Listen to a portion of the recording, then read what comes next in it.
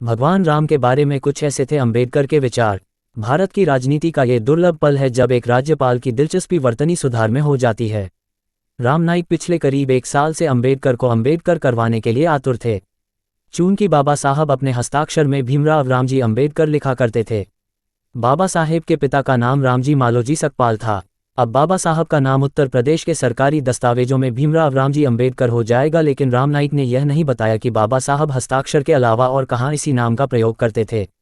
एक झटके में राज्यपाल ने अब तक इस्तेमाल हो रहे नाम को गलत बता दिया। राज्यपाल की इस सलाह को योगी सरकार ने मान भी लिया। हालांकि अंबेडकर के रामजी और वर्तमान सरकार के रामजी में बहुत फर्क है, लेकिन जनमानस में रामजी तो वही तीर वाले मर्यादा पुरुषोत्तम हैं। समर्थन और विरोध भी इसीलिए है। भारत की राजनीति में खेती, किसानी, पानी, बिजली, सड़कों के आगे का विषय है राम। 2 सीटें से लेकर 282 तक होने का सच है राम। इसलिए आज हमारी कोशिश है कि बाबा साहेब के राम पर विचार साझा किए जाएं। अंबेडकर ने राम को एक राजा के तौर पर न देखकर एक व्यक्ति के तौर पर देखा। राम के द्वारा बाली और पत्नी सीता के साथ किए गए व्यवहार के बारे में अंबेडकर ने riddles of Ram and Krishna, riddles of Rama and Krishna विस्तार से लिखा है। रामायण की यह कहानी हम सब जानते हैं कि किस तरह बाली ने छल से सुग्रीव का राजपाट हथिया लिया था। ये रावण द्वारा सीता का अपहरण करने के बाद हुआ था। राम और लक्ष्मण सीता की खोज में भटक रहे थे। वहीं सुग्रीव और हनुमान बाली को सिंहासन से हटाने के लिए मदद की तलाश में थे। ये लोग आपस में मिले और राम इस बात के लिए तैयार हो गए कि वह बाली को सिंहासन से हटाने में सुग्रीव की मदद करेंगे। बदले में हनुमान और उनकी सेना सीता को खोजने में राम की मदद करेगी। योजना के तहत सुग्रीव एक माला पहनते हैं ताकि राम आसानी से सुग्रीव और बाली में फर्क कर सकें। इसके बाद पेड़ के पीछे छिपे राम अपने तीर से बाली की हत्या कर देते हैं।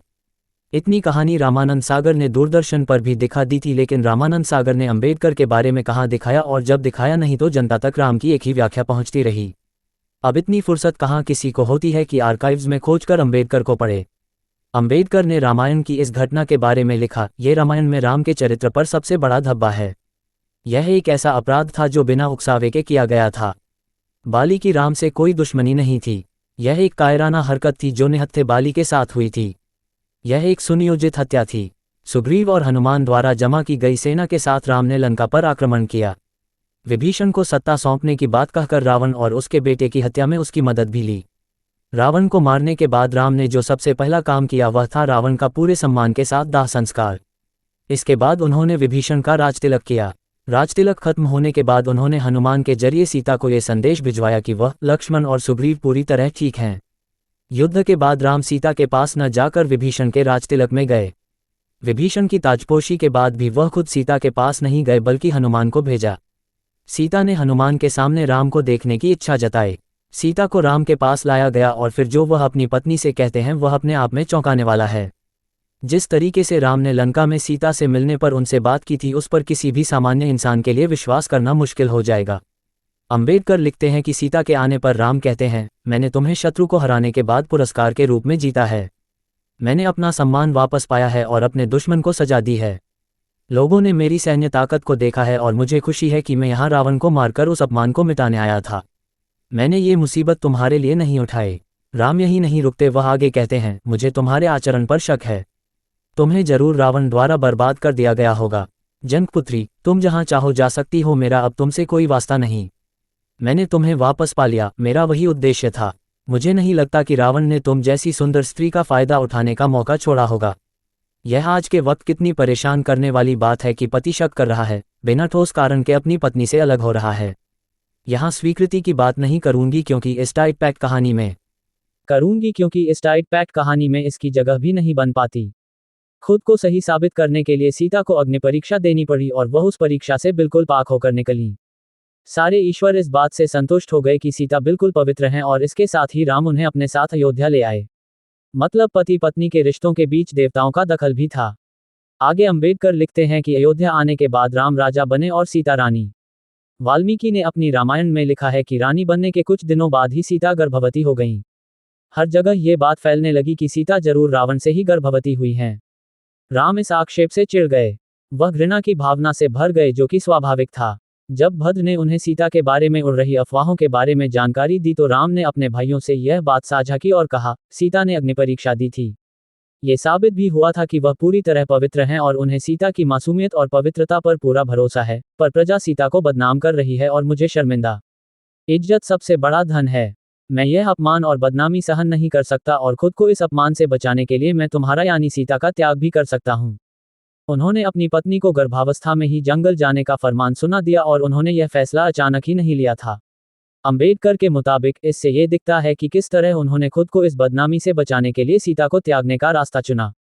सीता जंगल में ऋषि वाल्मीकि के आश्रम में रहने आ गईं।